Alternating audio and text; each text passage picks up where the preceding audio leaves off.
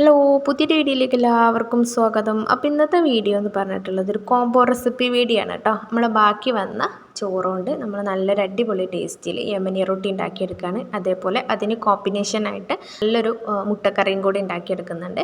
അപ്പോൾ വീഡിയോ ഫുള്ളായിട്ട് എല്ലാവരും കാണാം. അപ്പോൾ ഇതെങ്ങനെ ഉണ്ടാക്കിയെടുക്കുന്നത് നോക്കാം.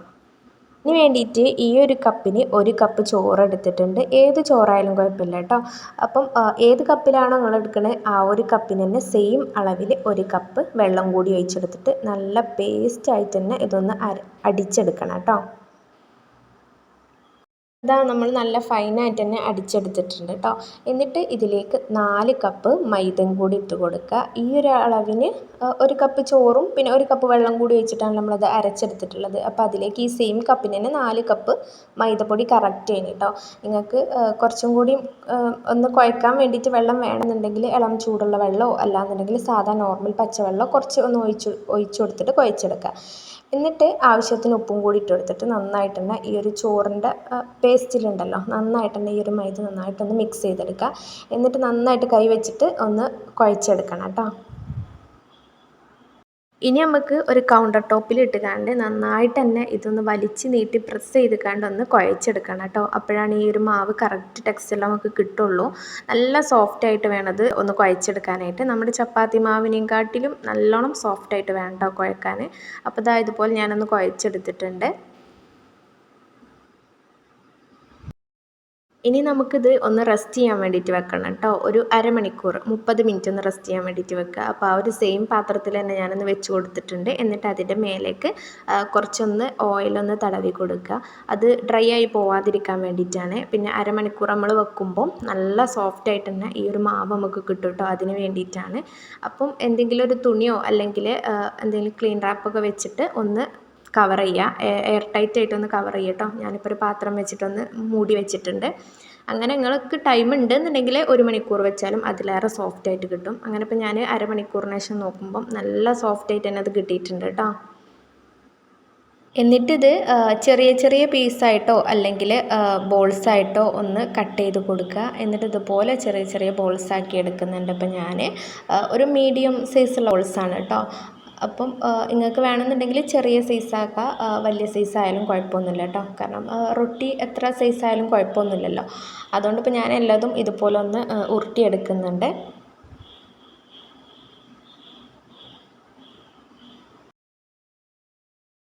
ഇനി നമുക്ക് ഓരോ ബോൾസും എടുത്തിട്ട് ഒന്ന് പരത്തിയെടുക്കുക കേട്ടോ. അതിന് വേണ്ടിയിട്ട് കൗണ്ടർ ടോപ്പിലേക്ക് കുറച്ച് പൊടി ഒന്ന് വിതറി കൊടുക്കുക. എന്നിട്ട് ഓരോ ബോൾസ് എടുത്തിട്ട് ഒന്ന് പരത്തി കൊടുക്കുക കേട്ടോ. നമുക്ക് ലെയേഴ്സാക്കി എടുക്കാനുള്ളതാണ്. അപ്പം അത്യാവശ്യം നല്ല കട്ടിയിലല്ല പരത്തേണ്ടത്, നല്ല തിന്നായിട്ട് തന്നെ പരത്താൻ വേണ്ടിയിട്ട് നോക്കുക കേട്ടോ. ഇത് പൊട്ടി പോകുന്നില്ല. പിന്നെ ഈ വീഡിയോ കാണാനായിട്ട് സബ്സ്ക്രൈബ് ചെയ്യാതൊക്കെ കാണുന്നുണ്ടെന്നുണ്ടെങ്കിൽ ഞാനിങ്ങനെ സബ്സ്ക്രൈബ് ചെയ്യുക. അതേപോലെ നിങ്ങൾക്ക് വീഡിയോ ഇഷ്ടപ്പെടുന്നുണ്ടെന്നുണ്ടെങ്കിൽ ലൈക്ക് ചെയ്യാനും പിന്നെ ഷെയർ ചെയ്യാനൊന്നും മറക്കരുത് കേട്ടോ. അപ്പോൾ വീഡിയോ ഫുള്ളായിട്ട് കാണുക. അങ്ങനെ ഇപ്പോൾ ഞാൻ പരത്തിയെടുക്കുന്നത് ഇത്രയും വലിയ സൈസിലാണ് കേട്ടോ എടുത്തിട്ടുള്ളത്. നല്ല തിന്നല്ല, നല്ല കട്ടിയല്ല കേട്ടോ. ആ ലെവലിലേക്കാണ് പരത്തിയെടുത്തിട്ടുള്ളത്. എന്നിട്ട് കുറച്ച് പൊടി എടുക്കുന്നുണ്ട്, അതുപോലെ കുറച്ച് ഓയിലൊന്ന് എടുക്കുന്നുണ്ട്. എന്നിട്ട് ഇതിൻ്റെ മേലെ ഒന്ന് സ്പ്രെഡ് ചെയ്ത് കൊടുക്കാനാണ്. നമുക്ക് ലെയറായിട്ട് കിട്ടാൻ വേണ്ടിയിട്ടാണ് ഇങ്ങനെ ചെയ്യുന്നത് കേട്ടോ. ആദ്യം തന്നെ ഒരു സ്പൂൺ നിറയല്ല കേട്ടോ. നമ്മളൊന്ന് ഓയിലൊന്ന് ഒഴിച്ചെടുത്തിട്ട് ഇതുപോലെ ഒന്ന് കൈവച്ച് സ്പ്രെഡാക്കി കൊടുക്കുക. പിന്നെ കുറച്ച് പൊടി എടുത്തിട്ട് ഇതുപോലെ ഒന്ന് പരത്തി കൊടുക്കുന്നുണ്ട്. എന്നിട്ട് ഇപ്പോൾ ഈ വീഡിയോയിൽ കാണുന്ന പോലെ ഒന്ന് ഫോൾഡ് ചെയ്ത് കൊടുക്കണം കേട്ടോ. ആദ്യം മാത്രമേ ഈ ഒരു മൊത്തത്തിൽ മാത്രമേ ഞാൻ പൊടിയാക്കുന്നുള്ളൂ, പിന്നെ ഞാൻ പൊടിയാക്കുന്നില്ല കേട്ടോ. അപ്പോൾ ഇതാ ഇതുപോലെ ഒരു ഭാഗത്തേക്കൊന്ന് ഫോൾഡ് ചെയ്ത് കൊടുക്കുക. എന്നിട്ട് ആ ഭാഗത്ത് കുറച്ച് മാത്രം, ഒരു സ്പൂണൊന്നും ഇല്ല കേട്ടോ, ഒന്ന് സ്പ്രെഡ് ചെയ്ത് കൊടുത്താൽ മതി. പിന്നെ അപ്പുറത്തെ ഭാഗത്തുനിന്ന് ഇതിൻ്റെ മേലേക്കൊന്ന് ഫോൾഡ് ചെയ്ത് കൊടുക്കുക. അതുപോലെ തന്നെ ബാക്കിയുള്ളത് 2 സൈഡിലും അപ്പുറത്തേക്കും ഇപ്പുറത്തേക്കായിട്ടൊന്ന് ഫോൾഡ് ചെയ്ത് കൊടുക്കുന്നുണ്ട്, ഈ വീഡിയോയിൽ കാണുന്ന പോലെ കേട്ടോ. അങ്ങനെ ഇതെല്ലാം ഇപ്പോൾ ഞാൻ ഫോൾഡ് ചെയ്തെടുത്തിട്ടുണ്ട്. ഈ ഒരു പരുവത്തിലാണ് നമ്മൾ ചെയ്തെടുക്കേണ്ടത് കേട്ടോ. അങ്ങനെ ബാക്കിയുള്ളതും ഇതേ രൂപത്തിൽ തന്നെ നമ്മളൊന്ന് ചെയ്തെടുക്കുക. പിന്നെ ആദ്യം തന്നെ നമ്മൾ മൊത്തത്തിലൊന്ന് പൊടി ഇട്ട് കൊടുക്കുമ്പോൾ പിന്നെ ഓരോ ഫോൾഡ് ചെയ്യുന്നതിനും പൊടി ഇട്ട് കൊടുക്കണമെന്നില്ല, ഓയിൽ മാത്രം സ്പ്രെഡ് ചെയ്ത് കൊടുത്താൽ മതി കേട്ടോ. അങ്ങനെ കൂടുതൽ പൊടിയാകുമ്പം ചിലപ്പോൾ ഡ്രൈ ആയി പോകാനുള്ള ചാൻസ് ഉണ്ട്, അതുകൊണ്ടാണ്. അപ്പം ഇതുപോലെ കുറച്ച് ഓയിലൊന്ന് ആക്കി കൊടുക്കുക, സ്പ്രെഡ് ചെയ്യുക. പിന്നെ ആദ്യം മൊത്തത്തിലൊന്ന് പൊടി ഇട്ട് കൊടുക്കുന്നുണ്ട്, പിന്നെ ഓരോ ഭാഗത്തും ഫോൾഡ് ചെയ്തിട്ട് ഓയിൽ മാത്രം ഒഴിച്ച് കൊടുത്താൽ മതി. അപ്പോൾ ഇതുപോലെ ബാക്കിയുള്ള എല്ലാതും ഇപ്പോൾ ഞാൻ ചെയ്തെടുക്കുന്നുണ്ട് കേട്ടോ.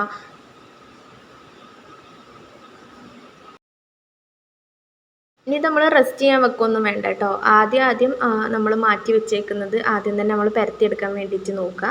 അത് അത്രയും സമയം റെസ്റ്റ് ആയിട്ടുണ്ടാവുമല്ലോ. അപ്പോൾ അതുകൊണ്ട് ആദ്യം ഏതാണോ നമ്മൾ മടക്കി വെച്ചിട്ടുള്ളത് അത് നമ്മൾ ആദ്യം തന്നെ എടുത്തിട്ട് പരത്തുക കേട്ടോ. അതിന് വേണ്ടിയിട്ട് കൗണ്ടർ ടോപ്പിലേക്ക് കുറച്ചൊന്ന് മൈദ തൂക്കി കൊടുക്കുക. എന്നിട്ട് മെല്ലെ മെല്ലെ ഒന്ന് പരത്തി കൊടുത്താൽ മതി. പിന്നെ നമ്മൾ പരത്തി കൊടുക്കുമ്പം ഇതൊരു സ്ക്വയർ ഷേപ്പിലാണല്ലോ, അപ്പോൾ അതുകൊണ്ട് തന്നെ സ്ക്വയറായിട്ട് നമുക്ക് കിട്ടുക കേട്ടോ. അപ്പോൾ അതുപോലെ ഞാനൊന്ന് പരത്തി കൊടുക്കുന്നുണ്ട്. നല്ല കട്ടിയല്ല നല്ല തിന്നല്ല കേട്ടോ. തിന്നാക്കിയെന്ന് വിചാരിച്ച് പ്രശ്നമൊന്നുമില്ല. അപ്പോൾ ഞാനിപ്പം അത്യാവശ്യം ഒരു മീഡിയം തിന്നിലാണ് ആക്കിയിട്ടുള്ളത് കേട്ടോ. അങ്ങനെ ഈ ഒരു വലുപ്പത്തിൽ ഇപ്പോൾ ഞാൻ പരത്തി എടുത്തിട്ടുണ്ട്. എന്നിട്ട് നമുക്കിത് ഓരോന്നായിട്ടും ചുട്ടെടുക്കുക. ആദ്യം തന്നെ ഇത് ഫുള്ള് പരത്തി കൊടുത്തിട്ട് നമ്മൾ ചുട്ടെടുത്താലും കുഴപ്പമൊന്നുമില്ല കേട്ടോ. എന്നിട്ട് ഇതാ ചൂടായ പാനിലേക്ക് വെച്ചെടുത്തിട്ട് മീഡിയം ഫ്ലെയിമിൽ ഇട്ടിട്ട് വേണം ഇത് ചെയ്തെടുക്കാൻ കേട്ടോ. ലോ ഫ്ലെയിമിലാവുമ്പം അത് ഉള്ളിൽ വെന്ത് കിട്ടാൻ കുറച്ച് പണിയേക്കാരം. പക്ഷെ പ്രശ്നമൊന്നുമില്ല, നല്ല തിന്നായിട്ടാവുമ്പം പെട്ടെന്ന് തന്നെ വെന്ത് കിട്ടും. അതുപോലെ നല്ലോണം പൊങ്ങി വരും കേട്ടോ. ഈ ഒരു റൊട്ടി നന്നായിട്ട് തന്നെ പൊങ്ങി വരും. അങ്ങനെ പൊങ്ങി വരുമ്പോൾ തന്നെ ലെയേഴ്സൊക്കെ ഇങ്ങനെ വിട്ട് വരാനും തുടങ്ങും കേട്ടോ. അപ്പോൾ ഇത് നല്ല സിമ്പിളാണ് ഉണ്ടാക്കിയെടുക്കാൻ. പെട്ടെന്ന് തന്നെ നമുക്ക് ബ്രേക്ക്ഫാസ്റ്റിനായാലും അതേപോലെ ഡിന്നറിനായാലൊക്കെ പെട്ടെന്ന് തന്നെ നമുക്ക് ഉണ്ടാക്കിയെടുക്കാൻ പറ്റും കേട്ടോ. പൊറോട്ടൻ്റെ ഒക്കെ ഒരു ടേസ്റ്റിലായിട്ട് നമുക്കിത് കിട്ടും. നിങ്ങൾക്ക് വേണമെന്നുണ്ടെങ്കിൽ ഓയിൽ കുറച്ച് ഇതിൻ്റെ മേലെ സ്പ്രെഡ് ചെയ്യണമെങ്കിൽ ചെയ്ത് കൊടുക്കുക കേട്ടോ. കാരണം ഡ്രൈ ആയി പോകാമെന്ന് തോന്നുകയാണെങ്കിൽ മാത്രം ചെയ്തെടുത്താൽ മതി. ഹൈ ഫ്ലെയിമിൽ വെക്കരുത്, മീഡിയം ഫ്ലെയിമിൽ വെച്ചിട്ട് മാത്രം അത് ചെയ്യുക. അപ്പോൾ 1-2 പ്രാവശ്യം തന്നെ നമ്മൾ തിരിച്ച് മറിച്ചിടുമ്പോൾ ഇത് നന്നായിട്ട് തന്നെ പൊങ്ങി കിട്ടും കേട്ടോ. 2 പ്രാവശ്യം തന്നെ തിരിച്ചിട്ടാൽ മതി. അപ്പോൾ ഇതിന് ഉള്ളിലത്തെ ലെയേഴ്സും എല്ലാം നന്നായിട്ട് തന്നെ കുക്കായിട്ട് കിട്ടിയിട്ടുണ്ടാവും. ലെയേഴ്സൊക്കെ ഒന്ന് വിട്ട് വരാൻ വേണ്ടിയിട്ട് തുടങ്ങിയിട്ടുണ്ടാവും കേട്ടോ. നിങ്ങൾക്ക് വേണമെന്നുണ്ടെങ്കിൽ കുറച്ച് മേലെ ഓയിൽ ഒഴിച്ചു കൊടുക്കുക. അതിൻ്റെ ആവശ്യം ഉണ്ടാവില്ല, കാരണം നമ്മൾ ഉള്ളിലൊക്കെ ഓയിൽ ഒഴിച്ചെടുത്ത് കൊടുത്തിട്ടുണ്ടല്ലോ. അപ്പം ബാക്കിയുള്ളതും എല്ലാതും ഇപ്പം ഞാനിതുപോലെ ചുട്ടെടുക്കുന്നുണ്ട്. അപ്പോൾ അത് നന്നായിട്ട് തന്നെ പൊങ്ങി വന്നിട്ടുണ്ട് കേട്ടോ. അപ്പോൾ ഇത് ഇത്രയുള്ള ഉണ്ടാക്കിയെടുക്കാൻ നല്ല സിമ്പിളാണ്, നല്ല ടേസ്റ്റിയാണ് കേട്ടോ. ഇത് നിങ്ങൾക്ക് കാണുമ്പോൾ തന്നെ മനസ്സിലാവും. നമുക്ക് ഓരോ ലേയേഴ്സും ഒരുപാട് ലേയേഴ്സായിട്ട് നമുക്ക് കിട്ടിയിട്ടുണ്ട് കേട്ടോ. നമുക്ക് ഓരോന്നും ഇങ്ങനെ എടുത്തു മാറ്റാൻ പറ്റുന്ന രൂപത്തിൽ നല്ല സോഫ്റ്റായിട്ട് നമുക്ക് കിട്ടിയിട്ടുണ്ട്. ഇത് നമ്മൾ ബാക്കി വന്ന ചോറ് വെച്ചിട്ടാണ് ഉണ്ടാക്കിയെന്ന് ആരും പറയില്ല കേട്ടോ. അത്രയ്ക്ക് ടേസ്റ്റാണ്, നല്ല സോഫ്റ്റാണ് കേട്ടോ. നിങ്ങൾക്ക് കാണുമ്പോൾ തന്നെ മനസ്സിലാവും ഉള്ളിലൊക്കെ നല്ലോണം ലേയേഴ്സായിട്ട് വന്നിട്ടുണ്ട്. അപ്പോൾ എല്ലാവരും ഒന്ന് ഉണ്ടാക്കി നോക്ക്. പിന്നെ ഇതിന് കോമ്പിനേഷനായിട്ട് ഇപ്പോൾ ഞാൻ ഉണ്ടാക്കിയെടുത്തിട്ടുള്ളത് മുട്ടക്കറിയാണ് കേട്ടോ. വളരെ പെട്ടെന്ന് തന്നെ ഉണ്ടാക്കിയെടുക്കാൻ പറ്റിയിട്ടുള്ളൊരു മുട്ടക്കറിയാണ്. പിന്നെ അത് നമ്മൾ കാസറോളിൽ ഇട്ടേക്കുക. അപ്പോൾ നല്ല സോഫ്റ്റ് ആയിട്ട് തന്നെ അത് കിട്ടും കേട്ടോ. അപ്പോൾ നമുക്ക് എങ്ങനെ മുട്ടക്കറി ഉണ്ടാക്കുന്നത് നോക്കാം. ഈ ഒരു മുട്ടക്കറി നമുക്ക് പെട്ടെന്ന് തന്നെ ഉണ്ടാക്കിയെടുക്കാം. നല്ല സിമ്പിളാണ് കേട്ടോ, നല്ല ടേസ്റ്റാണ്. അതിന് വേണ്ടിയിട്ട് ഒരു പാൻ അടുപ്പത്ത് വെച്ചിട്ടുണ്ട്. എന്നിട്ട് അതിലേക്ക് 2 ടേബിൾ സ്പൂണോളം വെളിച്ചെണ്ണ ഒഴിച്ച് കൊടുക്കുക. എന്നിട്ട് കടുകൊന്ന് പൊട്ടിക്കുക. എന്നിട്ട് 2 പച്ചമുളകൊന്ന് ചെറുതാക്കി ഒന്ന് കട്ട് ചെയ്തും കൂടി ഇട്ട് കൊടുത്തിട്ട് ഒന്ന് മിക്സ് ചെയ്തെടുക്കുക കേട്ടോ. എന്നിട്ട് ഈ ടൈമിൽ ഇഞ്ചി വെളുത്തുള്ളി പേസ്റ്റ് ആണെന്നുണ്ടെങ്കിൽ അതിട്ട് കൊടുക്കുക. ഇല്ലെങ്കിൽ ഇഞ്ചി വെളുത്തുള്ളി ചെറുതാക്കി അരിഞ്ഞത് ഇട്ട് കൊടുക്കുക കേട്ടോ. പിന്നെ കുറച്ച് കരിവേപ്പിൻ്റെ ഇലയും കൂടി ഇട്ട് കൊടുത്തിട്ട് നന്നായിട്ട് തന്നെ ഒന്ന് മിക്സ് ചെയ്തെടുക്കുന്നുണ്ട്. പിന്നെ നിങ്ങളെ കയ്യിൽ വറ്റൽമുളക് ഉണ്ടെന്നുണ്ടെങ്കിൽ അതും കൂടി ഇതിലേക്ക് ചേർത്ത് കൊടുക്കുക. നല്ല ടേസ്റ്റിക്കാരം കേട്ടോ. പിന്നെ നമ്മൾ നൈസായിട്ട് അരിഞ്ഞ് വെച്ചേക്കുന്ന സവാളയും കൂടി ഇട്ട് കൊടുക്കുക. എന്നിട്ട് അതും കൂടി നന്നായിട്ടൊന്ന് വഴറ്റിയെടുക്കുക കേട്ടോ. ഉപ്പും കൂടി ചേർത്തിട്ട് ഒന്ന് വഴറ്റിയെടുക്കണേ.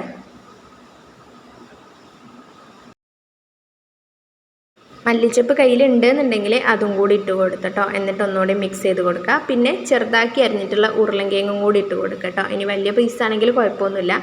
എന്നിട്ട് ഒന്ന് അടച്ച് വെച്ച് വേവിക്കുക. ഈ ഒരു ഉരുളൻകിഴങ്ങൊക്കെ ഒന്ന് വെന്ത് കിട്ടാൻ വേണ്ടിയിട്ടാണ്. അങ്ങനെ ഒന്ന് തുറന്ന് നോക്കുമ്പോൾ തന്നെ ഒരു 5 മിനിറ്റ് ഒന്നും വേണ്ട കേട്ടോ. അപ്പോൾ തന്നെ നമുക്കത് കുക്കായിട്ട് കിട്ടിയിട്ടുണ്ടാവും. ചെറുതാക്കി അരിഞ്ഞതാകുമ്പോൾ ഒന്നുകൂടെ പെട്ടെന്ന് തന്നെ കുക്കായിട്ട് കിട്ടും. എന്നിട്ട് തക്കാളിയും കൂടി ഇട്ട് കൊടുത്തിട്ട് അതും കൂടി മിക്സ് ചെയ്യുക.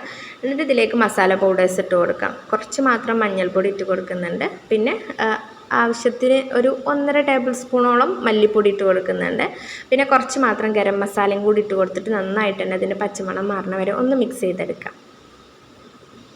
അതൊന്ന് പച്ചമുളകൊന്ന് മാറി വന്ന് കഴിഞ്ഞാൽ പിന്നെ ഇതിലേക്ക് തേങ്ങാപ്പാൽ ഉണ്ടെന്നുണ്ടെങ്കിൽ അത് ഒഴിച്ച് കൊടുക്കുക. ഇല്ലയെന്നുണ്ടെങ്കിൽ ഇതുപോലെ പാൽ, സാധാ നോർമൽ പശുവിൻ പാലുണ്ടല്ലോ, അതാണ് ഇപ്പോൾ ഞാൻ ഒഴിച്ച് കൊടുത്തേക്കുന്നത് കേട്ടോ. അതൊന്ന് ഒഴിച്ച് കൊടുത്തിട്ട് ഒന്ന് ജസ്റ്റ് ഒന്ന് തിളപ്പിക്കുക. അതിനുശേഷം നമ്മൾ വേവിച്ച് വെച്ചേക്കുന്ന മുട്ട ഉണ്ടല്ലോ, മുട്ട ഒന്ന് പീങ്ങി വെച്ചതും കൂടി ഇട്ട് കൊടുത്തിട്ട് അതിൻ്റെ മേലെ കുറച്ചും കൂടി പാലൊന്ന് ഒഴിച്ച് കൊടുക്കുക. എന്നിട്ട് നമ്മളിതിലേക്ക് കുറച്ച് കുരുമുളക് പൊടിയും അതുപോലെ ചെറിയ ജീരകം കൂടി ഇട്ട് കൊടുക്കുന്നുണ്ട്. ചെറിയ ജീരകത്തിൻ്റെ പൊടി ഉണ്ടെന്നുണ്ടെങ്കിൽ അതും കൂടി ഇട്ട് കൊടുക്കുക. എന്നിട്ട് ഒന്ന് മിക്സ് ചെയ്തെടുക്കുക. ഇത് ഞാൻ പാലായതുകൊണ്ട് ഒന്ന് തിളപ്പിച്ചെടുക്കുന്നുണ്ട്. നിങ്ങൾ തേങ്ങാപ്പാലാണ് ഇടണമെന്നുണ്ടെങ്കിൽ തിളപ്പിക്കേണ്ട ആവശ്യമില്ല കേട്ടോ. നന്നായിട്ട് തിളപ്പിടേണ്ട ആവശ്യമില്ല. എന്നിട്ട് ഇതിലേക്ക് കുറച്ച് കറിവേപ്പും കൂടി ഇട്ട് കഴിഞ്ഞാൽ സംഭവം സെറ്റ്. നമുക്ക് സിമ്പിളായിട്ട് പെട്ടെന്ന് തന്നെ ഉണ്ടാക്കിയെടുക്കാൻ പറ്റുന്നൊരു മുട്ടക്കറീൻ്റെ റെസിപ്പിയാണ് കേട്ടോ.